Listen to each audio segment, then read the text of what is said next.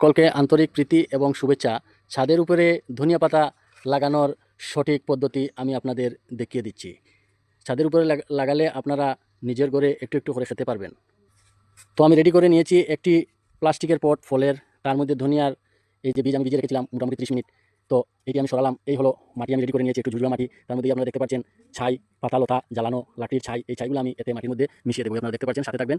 এই আমি মিশিয়ে দিয়েছি। এই ছাই মিশানোর বিশেষ কারণ হলো পোকামাকড় বা জীবাণু ছাই থাকলে এদিকে আসে না, দূরে সরে যায়। তাই ছাই আমরা মিক্স করি। এটিকে জৈব সার বলতে পারেন আপনারা। এই ছাই মিশিয়ে দিলাম। তারপরে আপনারা দেখবেন কীভাবে আমি, এই দেখেন দুনিয়ার বীজগুলো কীভাবে আমি ছিটিয়ে দিয়েছি।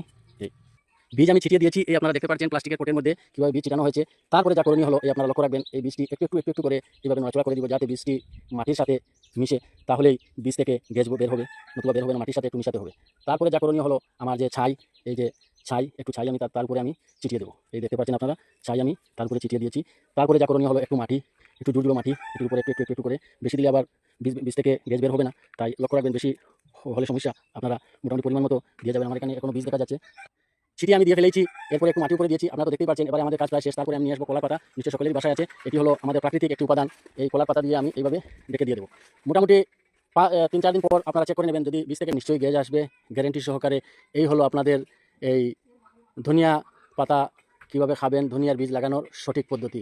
এই আপনারা দেখতেই পাচ্ছেন কীভাবে ধনিয়া মোটামুটি ফুটেছে, মোটামুটি খাওয়ার উপযোগী প্রায় হয়ে গেছে। ভিডিওটি ভালো লাগলে শেয়ার করবেন এবং লাইক করবেন, কমেন্ট করে জানাবেন। সকলকে ধন্যবাদ।